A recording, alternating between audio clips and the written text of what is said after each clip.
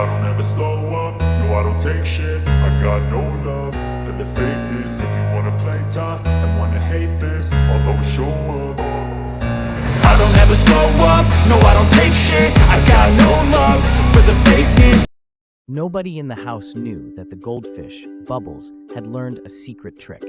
Every night, when the lights went out, Bubbles would swim in circles and blow tiny bubbles that formed shapes and letters.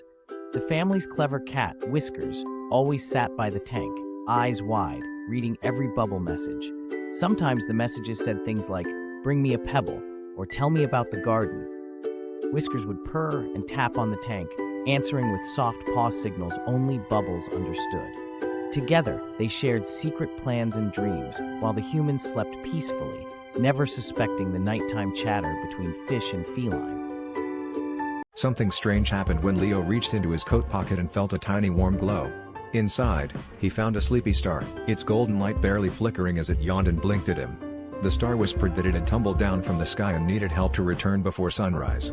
Leo tiptoed outside, carrying the star gently so it wouldn't wake the whole neighborhood. Together, they climbed the tallest hill, where Leo tossed the star high with all his might. As dawn painted the sky, Leo smiled, spotting his star shining brightly above, right where it belonged. No one at Willowbrook Elementary expected the new girl to shimmer when she walked in the sunlight. Isla always wore long sleeves, even when it was hot, and her socks sparkled a little too much. At lunch, she sprinkled salt on everything, even her apples. One day, her classmate Leo caught a glimpse of blue-green scales peeking out from under her sleeve. Isla whispered that she was a mermaid who had to keep her true self hidden from the world.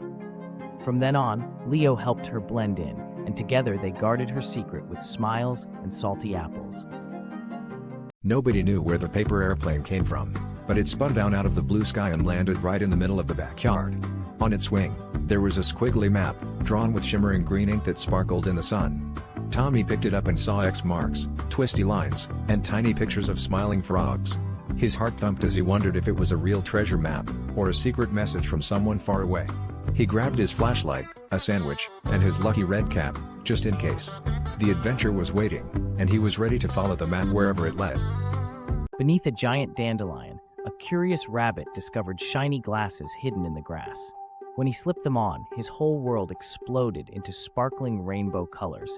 Even the grayest pebble glowed like candy. He hopped through the meadow, giggling as butterflies fluttered in stripes of blue and pink. The trees shimmered with purple leaves, and his friends looked like walking rainbows. Every day felt like a party, and even rainy days sparkled with hidden hues. At bedtime, the rabbit tucked the glasses under his pillow, dreaming of rainbows until morning. Nobody ever told Pip the ghost that baking cookies would be this tricky. The moment he tipped flour into the big purple mixing bowl, it floated right up like a tiny white cloud and puffed around his head. Sugar tried to escape next, swirling through the air in sparkly twirls. Pip blinked his round eyes and gave a puzzled giggle. He just wanted cookies, not a kitchen snowstorm. Determined to bake the perfect midnight snack, Pip fetched the chocolate chips. But as soon as he opened the bag, the chocolate chips danced away, spinning in the air and playing hide-and-seek behind the curtains.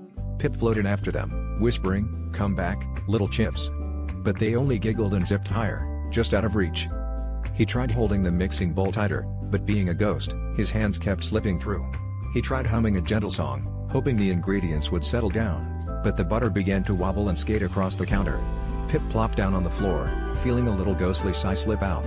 Would he ever get to taste warm, gooey cookies? Then Pip had an idea.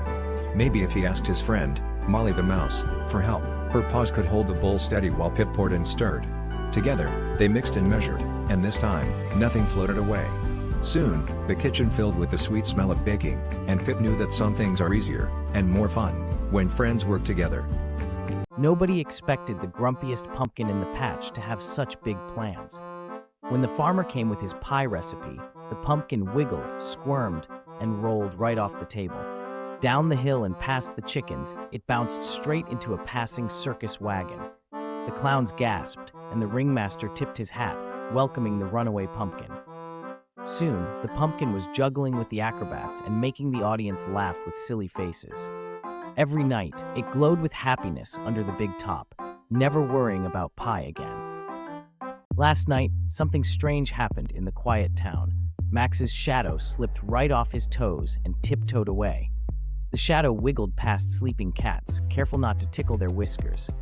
It danced over silver puddles, giggling at its wobbly reflection in the moonlight. Just as it tried to high-five a firefly, the little bug zipped away in surprise. The shadow sighed, thinking adventures were more fun with a friend. As the first rays of morning peeked out, it hurried back to Max, promising to dream up even bigger adventures next time. The laundry basket wiggled and shook so much, socks started peeking out from under the lid. Suddenly, a little blue sock monster with stripy arms tumbled onto the floor, giggling wildly. 3 more sock monsters popped out, each one softer and fuzzier than the last. They danced in a circle, tossing tiny buttons and ribbons in the air. One of them found a missing red sock and wore it like a hat, making everyone laugh even harder. When the sun peeked through the window, the sock monsters slipped back into the basket, promising to return for more giggles tomorrow. Every night, just as the moon yawned and snuggled into its favorite spot, a sleepy owl named Oren would perch on the tallest branch and open a book as big as his wings. He wasn't reading to himself, he was reading to the stars, who twinkled brighter when the stories began. Oren's soft voice floated up and across the sky, telling tales of brave mice, friendly clouds, and magical forests. The stars always listened quietly, never missing a word. But tonight, something strange happened. As Oren turned the page, a gentle shimmer swept through the sky, and the stars began to dance in a pattern he'd never seen before. They winked and flickered, drawing loops and swirls above the treetops. Oren blinked his round golden eyes, curious and a little bit surprised. Was this their way of saying they had a story too? A silvery voice drifted down from the sky, as soft as moonlight. It told Oren about the time the stars raced across the universe to find a lost comet. They zipped past planets and played hide-and-seek behind swirling galaxies, laughing all the way. The stars giggled as they described how the comet finally joined their games, trailing a sparkling tail that painted pictures in the night. Oren listened, wide-eyed, feeling warm and happy. When the story ended, the stars twinkled in a sleepy way, as if they were tucking themselves in. Oren closed his book and whispered, "Good night, storytellers." High above, the stars glowed just a little bit brighter, knowing their story had found a listener at last.